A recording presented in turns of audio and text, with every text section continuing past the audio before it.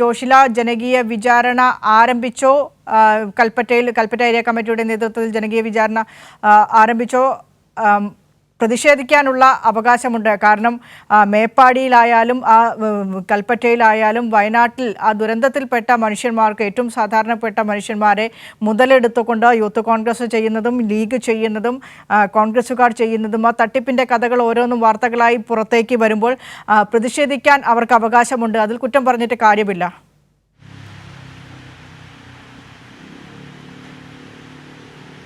തീർച്ചയായും മിനിഷ, പ്രതിഷേധിക്കാൻ ഏറ്റവും കൂടുതൽ അവകാശമുള്ളവരാണ് മുണ്ടക്കൈയിലെയും ചൂരൽമലയിലെയും ദുരന്തബാധിതർ എന്ന് വേണം പറയാൻ. അവർ അതുപോലെ തന്നെ ഈ ദുരന്തം കണ്ടവരാണ്, നേരിട്ട് കണ്ടവരാണ് വയനാട്ടിലെ ജനങ്ങൾ. അതുകൊണ്ട് തന്നെ ഏറ്റവും അധികം പ്രതിഷേധിക്കാനുള്ള അവകാശമുള്ളവർ കൂടിയാണ്.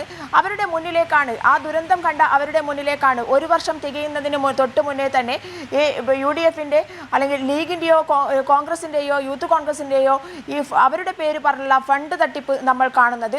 അത് പല രീതിയിലാണ് അവർ നടപ്പിലാക്കിയത്. ഒന്ന്, ഒരാൾ ശാസ്ത്രീയമായി നടപ്പിലാക്കുന്നു, മറ്റുള്ളവർ പഴയ രീതിയിൽ തന്നെ നേരെ ഫണ്ട് മുക്കുന്ന രീതിയിലേക്ക് പോകുന്നു, പറഞ്ഞ വാക്കുകളൊന്നും തന്നെ പാലിക്കുന്നില്ല എന്നുള്ള രീതിയിലേക്ക് പോകുന്നു. എന്നിട്ടും സംസ്ഥാന സർക്കാരിനെ കുറ്റം പറയാനായി വരുന്നു എന്നുള്ളതാണ് ഇതിലെ ഏറ്റവും വലിയ വൈചിത്രം എന്ന് വേണം പറയാൻ. അതേസമയം തന്നെ ലീഗിൻ്റെ തട്ടിപ്പ് നമുക്കറിയാം. ഭവന നിർമ്മാണ സമിതി അംഗം തന്നെ കൂടുതൽ വിലയ്ക്ക് തൻ്റെ ഏറ്റവും മോശപ്പെട്ട ഭൂമി വിൽക്കുന്നു, അത് ലീഗ് തന്നെ വാങ്ങുന്നു. ദുരന്തബാധിതരുടെ ഫണ്ടിൽ നിന്ന് 12 കോടിയിലധികം രൂപ, ആകെ പിരിച്ചെടുത്തത് 40 കോടി രൂപയാണ്. അതിൽ നിന്നും 12 കോടിയിലധികം രൂപ ഭൂമി വാങ്ങുന്നതിന് വേണ്ടി മാത്രമായി ചെലവഴിക്കുന്നു. ആ ഭൂമി വാങ്ങുന്നതിന് മാത്രമായി ചെലവഴിച്ച തുക മുഴുവൻ ലീഗ് നേതൃത്വത്തിൻ്റെ ബന്ധുക്കളുടെയും കൈകളിൽ തന്നെ എത്തിച്ചേരുന്നു എന്നുള്ളതാണ് ഒരു ഭാഗത്ത്. മറ്റൊരു ഭാഗത്ത് ഈ ഫണ്ട് എങ്ങോട്ട് പോയി എന്ന് പോലും അറിയാതെ യൂത്ത് കോൺഗ്രസ് കൈമലർത്തി നിൽക്കുന്ന അവസ്ഥയിലേക്ക് പോകുന്നു.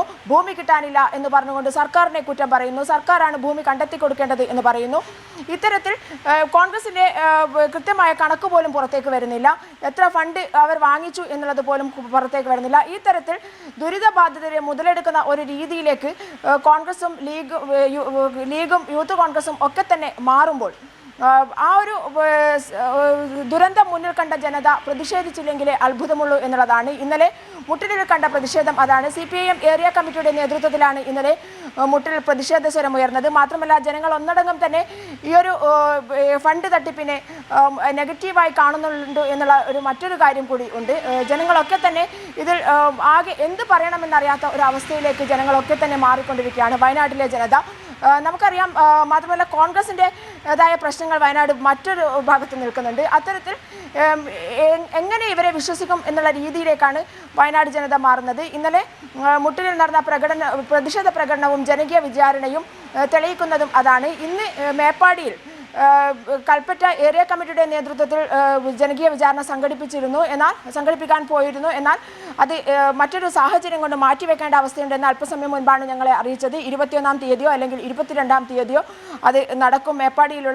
മേപ്പാടിയിലാണ് ഇത് കൃത്യമായി നടന്നത്. ദുരന്തബാധിതരുടെ ഭൂമി എന്ന് വിശേഷിപ്പിക്കാവുന്ന സ്ഥലം മേപ്പാടിയാണ്. മുണ്ടക്കൈ, മേപ്പാടി, ചൂരൽമല ഇതൊക്കെ തന്നെ സ്ഥിതി ചെയ്യുന്ന സ്ഥലം മേപ്പാടിയാണ്. അവിടേക്ക് ഉള്ള ഈ പ്രതിഷേധ മാർച്ചും ജനകീയ വിചാരണയും 21-ാം തീയതിയിലേക്ക് മാറ്റിവെച്ചിട്ടുണ്ട്. മാത്രമല്ല LDF-ന്റെ നേതൃത്വത്തിൽ വലിയ രീതിയിൽ തന്നെ പ്രതിഷേധ സംഗമം കൂടി സംഘടിപ്പിക്കുന്നുണ്ട്, ജനകീയ വിചാരണ കൂടി സംഘടിപ്പിക്കാൻ പോവുകയാണ്.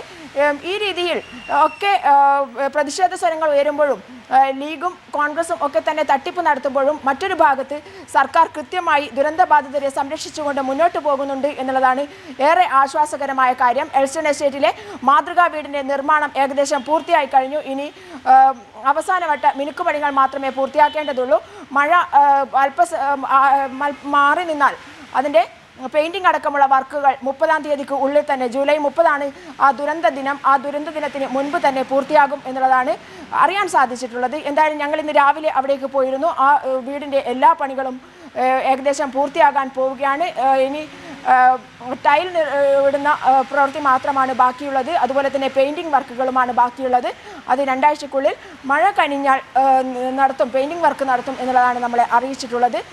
നമുക്കറിയാം, അന്ന് ദുരന്തമുഖത്തിൽ നിന്നും രക്ഷപ്പെടുത്തിയത് മുതൽ ഓരോ ക്യാമ്പുകളിൽ നിന്ന് വാടക വീടുകളിലേക്കും അവർക്ക് വാടക സർക്കാർ തന്നെ നൽകുന്നു.